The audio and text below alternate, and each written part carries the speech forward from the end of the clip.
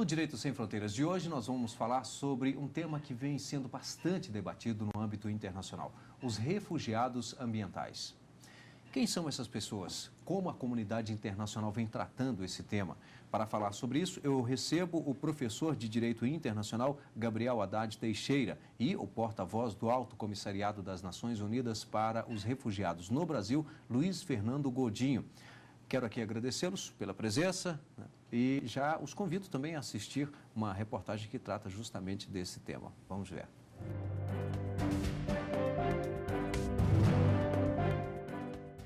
Refugiado é o termo que caracteriza aquelas pessoas que tiveram que deixar seu país de origem por motivos como conflitos armados, violência e perseguição religiosa, entre outros. Aqui no Brasil, já foram acolhidas cerca de 5.000 pessoas vindas de mais de 70 países diferentes, segundo dados do Alto Comissariado das Nações Unidas para Refugiados, o Acnur. Além da proteção legal, eles têm direito à documentação e ao acesso às políticas públicas nacionais. Recentemente, uma nova categoria de refugiados vem ganhando destaque. É a figura do refugiado ambiental, que já existe em números bastante expressivos. São aquelas pessoas que deixaram as suas casas por problemas decorrentes de desastres naturais, mudanças climáticas e até pelo risco do desaparecimento de suas nações, em razão da elevação do nível dos oceanos. Mas, de acordo com o Programa das Nações Unidas para o Meio Ambiente, o PNUMA, os instrumentos internacionais ainda não reconhecem essa nova categoria. Isso faz com que os refugiados ambientais não possam contar com proteção material e jurídica. Desastres naturais como o tsunami que invadiu a Indonésia em 2004, o furacão Katrina nos Estados Unidos em 2005 e o ciclone que atingiu Mianmar em 2008 deixaram milhares de mortos e desabrigados. Populações em massa se deslocaram para outros lugares em busca de melhores condições de vida. Estimativas da ONU apontam que em 2050 o número de refugiados ambientais será de aproximadamente 200 milhões de pessoas. Entre eles estarão habitantes de ilhas que desaparecerão, populações de áreas atingidas por furacões e tempestades e de terras que se tornarão improdutivas, obrigando o êxodo de seus moradores. Antes de entrarmos necessariamente nesse ponto, os refugiados ambientais, quais são os outros tipos de refugiados? Não, a matéria ilustra bem a categorização dos refugiados perante a legislação internacional. São aquelas pessoas que perdem a proteção do seu país de origem devido principalmente a conflitos ou perseguições relacionadas à religião, política, opiniões, pertencer a algum grupo social específico e que, por não terem a proteção do seu país, precisam buscar essa proteção em outro país, ou seja, elas necessariamente cruzam uma fronteira internacional e buscam essa proteção num outro país. Isso é o que a legislação internacional, as convenções internacionais caracterizam como sendo o refugiado. E a legislação brasileira, no caso, está em linha com essas convenções e repete essa definição, assim como está na convenção. Agora, no caso dos refugiados ambientais, aí a característica são justamente essas enchentes, falta de comida, por exemplo. Bom, nós poderíamos considerar como... Quais são os critérios? Não existe um conceito muito acobertado na legislação sobre o que vem a ser o refugiado ambiental.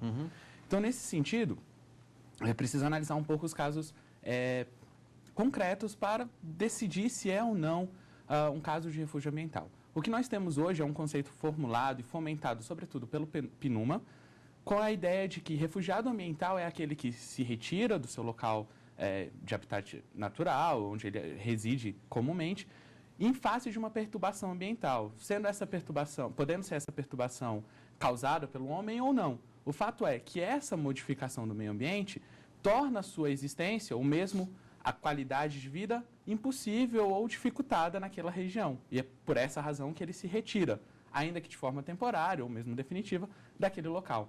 Então, a falta de comida, a princípio, poderia sim ser uma das razões para o refúgio ambiental, em face do conceito abstrato que nós temos de refugiados ambientais.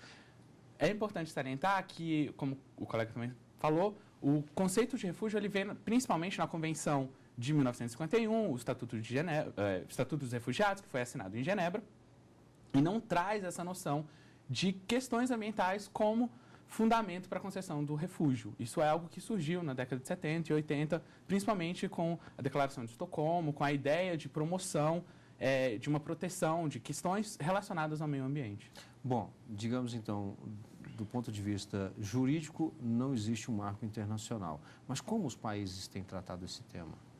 O tratamento tem sido ad hoc, como se diz, quer dizer, cada país pode adotar o tratamento que considera adequado. Exatamente por essa falta de um marco legal maior que garanta direitos a esse tipo de deslocado. Né, pois não existe nem sequer uma recomendação, por exemplo? Existem recomendações que são feitas, existem tratados que já foram discutidos, mas não existe uma convenção a qual os países são signatários. Então, por exemplo, o caso mais recente aqui no Brasil, que foi o caso dos refugiados, dos haitianos, Sim. que cruzaram, deixaram o seu país e buscaram refúgio no Brasil. O que houve, não só em relação ao Brasil, como a todos os países que receberam refugiados haitianos, foi uma recomendação feita pelo Alto Comissariado da ONU para Refugiados e pelo Alto Comissariado da ONU para Direitos Humanos, que os países não retornassem essas pessoas ao Haiti e procurassem decidir ou definir algum tipo de proteção complementar a elas. No caso do Brasil, o Brasil conduziu essa questão de maneira muito positiva, de maneira até mesmo exemplar, referindo todos os casos de refúgio que foram encaminhados pelos haitianos ao Conselho Nacional de Imigração, que, por sua vez, concedeu vistos de permanência para esses cidadãos com base em questões humanitárias. É um status jurídico diferente, mas que, na prática, solucionou o problema dessas pessoas que não tinham condições, como o professor mencionou, a vida deles se tornou impossível devido a um fenômeno natural. Mas o que é importante adicionar a essa discussão é quando as coisas se misturam, né? A gente tem várias situações no mundo hoje em que os fenômenos naturais derivados das mudanças climáticas estão recrudescendo cenários que já estão instáveis devido a conflitos. A gente tem, por exemplo, o caso do chifre da África, que é o caso mais emblemático, um dos casos mais emblemáticos, em que uma situação na qual as pessoas já se encontram extremamente vulneráveis por causa de conflitos, se tornam ainda mais vulneráveis devido a uma seca causada por um fenômeno natural extremo. Então, essas pessoas tiveram que se mover dos seus países e buscar proteção em outros países por causa de uma associação de fatores, conflitos, perseguições e fenômenos naturais. Isso torna a discussão mais complexa e mais difícil de se chegar a uma maneira de como tratar essa questão. Nós temos que sempre pensar na proteção dessas pessoas da forma mais completa possível. O que nós temos hoje com a questão dos refugiados é uma proteção pensada a um perigo, a uma ameaça que ela pode se dizer pessoal. Então você consegue identificar, ainda que na pessoa ou no grupo a que essa pessoa pertence, uma determinada perseguição e um elemento perseguidor que você consegue pontuar com uma determinada precisão. O que acontece no caso dos refugiados ambientais é que nós temos uma mudança de paradigma que é própria da mudança de paradigma da nossa sociedade. Porque nós passamos de uma sociedade de classes para uma sociedade de riscos, que vai ter que lidar agora com os riscos provenientes do desenvolvimento tecnológico, da globalização e etc. E o que acontece nessa mudança de paradigma é que a ameaça ela não pode ser mais pessoal. Então, o que nós devemos fazer nesse contexto? Pensar essas duas vertentes de proteção. Nós temos que continuar intensificando essa proteção que vem fundamentada no refúgio com essa noção clássica que nós temos lá da Convenção de 51, que é pensar, no caso de perseguição, em raça, religião, nacionalidade, grupo social, opinião política, e, ao mesmo tempo, complementar essa proteção, pensando também nessa nova ameaça que ela é mundializada, globalizada, que ultrapassa as fronteiras e que causam riscos e causam ameaças que talvez eu não consiga identificar com a mesma precisão, mas que é uma ameaça real. Odinho, que tipo de proteção são oferecidas a essas pessoas? Olha, nas Nações Unidas, o Acnu e outras agências humanitárias buscam oferecer a essas pessoas aqueles serviços que muitas vezes já são oferecidos aos refugiados clássicos, digamos assim. De volta aí ao caso da Somália, essas pessoas, a grande maioria das pessoas que deixou a Somália por causa da seca aliada à situação de conflito, foram acolhidas nos campos de refugiados do Quênia e passaram a receber os serviços e a proteção que é dada àqueles refugiados que estão ali pelos motivos clássicos considerados pela Convenção. Então, não só o Acnur, como outras agências humanitárias, ONGs humanitárias, dão a essas pessoas os mesmos serviços, o mesmo tratamento que é dado àqueles refugiados, porque na prática, quer dizer, nós estamos lidando com seres humanos em situação de vulnerabilidade. Você também não pode diferenciar, porque você foge de um conflito e você está fugindo da seca, eu vou te dar mais ou menos por causa disso. Não seria correto, né? Não seria justo fazer esse tipo de diferenciação. Agora, o que é interessante também adicionar ao debate é que muitas vezes nessas situações de desastres naturais surgem problemas clássicos da proteção, problemas clássicos de proteção associados aos conflitos armados, como, por exemplo, as pessoas perdem seus documentos, ou seja, elas não têm qualquer tipo de documentação que garanta a ela acesso a serviços, seja no seu país ou em outros serviços. Mulheres, crianças e idosos são igualmente os grupos mais vulneráveis em situações como essa. Às vezes não consegue nem definir se essa pessoa está vindo do lugar da qual ela está falando. Exatamente. Muitas vezes a pessoa perde tudo. Ela chega sem nenhum tipo de documentação, que é às vezes um cenário clássico numa pessoa quando foge de um conflito armado, né? Que ela precisa fugir imediatamente, as bombas estão caindo, ela tem que fugir, não dá tempo de recolher nada. Em situações de grandes desastres naturais, você tem problemas associados à violência de gênero, que é muito sério e que precisa ser cuidado e olhado com bastante atenção. Ou seja, há uma série de situações, de fato, riscos de proteção, questões de proteção, de fato, que ocorrem em um cenário de desastre natural, que são muito semelhantes aos riscos de proteção enfrentados pelos refugiados vítimas dos conflitos. E o Direito Sem Fronteiras volta daqui a pouquinho, depois do intervalo. Até já. Vem aí o Seminário Internacional de Ciências Criminais do IBCCRIM, o Instituto Brasileiro de Ciências Criminais. A 20ª edição do evento será entre os dias 26 e 29 de agosto, em São Paulo. Informações e inscrições no site www.ibccrim.org.br.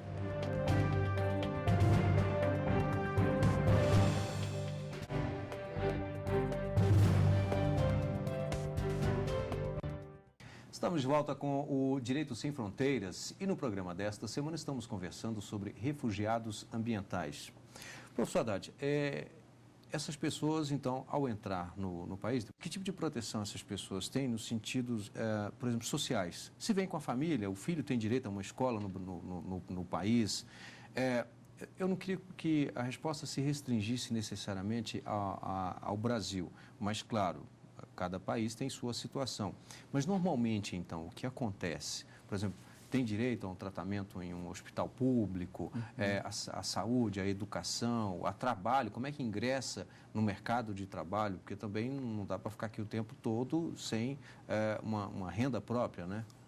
A questão dos refugiados ambientais ainda carece de uma regulamentação internacional, de um fundamento jurídico internacional. Então, por esse motivo, como foi dito, a análise de cada um dos casos de refúgio ela é feita ad hoc.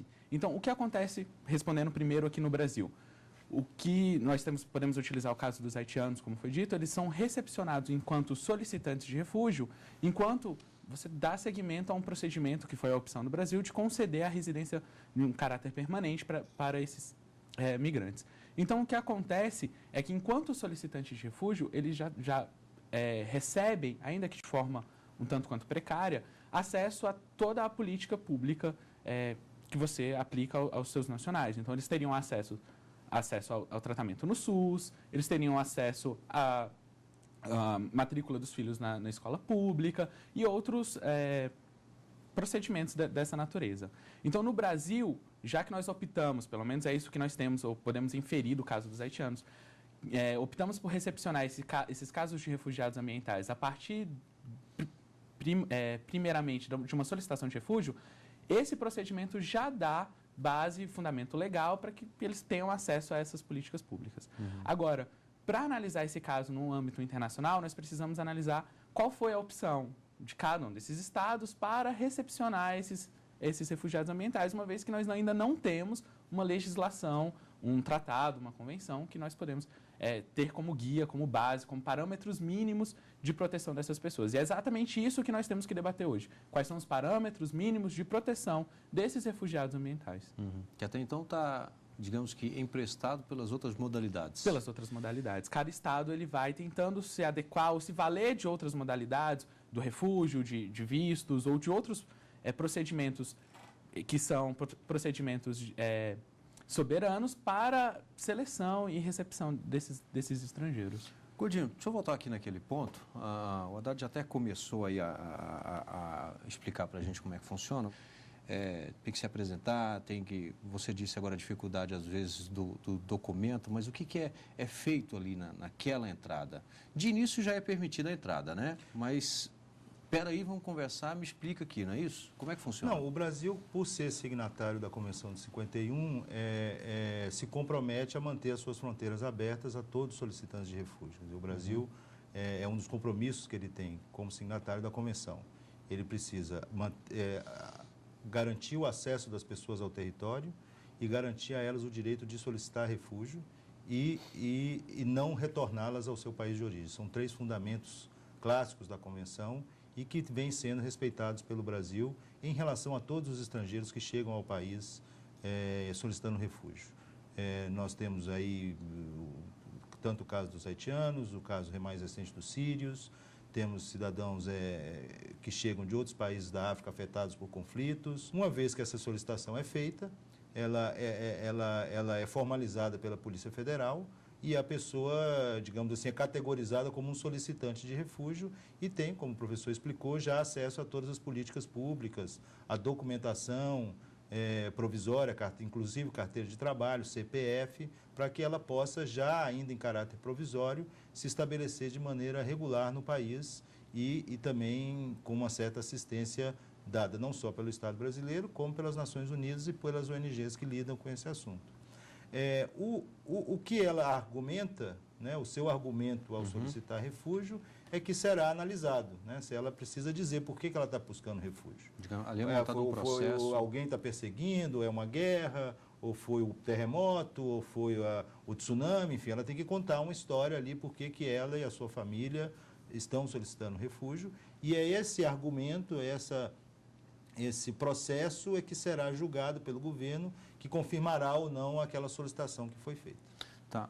Você me disse agora há pouco, eu estou pegando o gancho num ponto da sua resposta, que é justamente a questão do Brasil, então, se compromete a não retornar com essa pessoa. Tá, não retornar ali a partir da fronteira, né? Depois que deu entrada nessa documentação, ela está aqui. Mas vamos colocar, digamos que essa pessoa comete um crime aqui no país. Nessa hipótese, sim, o Brasil pode, claro, então... os refugiados não estão acima da lei, isso vale para qualquer país do mundo. Se cometer qualquer tipo de crime, qualquer tipo de infração, ela será julgada nos termos da lei brasileira e se, por acaso, isso gerar o cancelamento do seu status de refugiado, sim, poderá gerar, consequentemente, uma deportação do país. Mas, a princípio, ela será julgada dentro do que diz a lei brasileira, porque os refugiados têm os direitos e os mesmos deveres que qualquer cidadão brasileiro. O Brasil comunica o país de origem, por exemplo, o governo do país de origem? Nesse caso, não há nenhuma obrigação de que o país que recebe o solicitante de refúgio comunique ao país de origem que aquele cidadão está ali, até porque o estado de origem pode ser o agente perseguidor. Então, essa comunicação não é prevista em lei.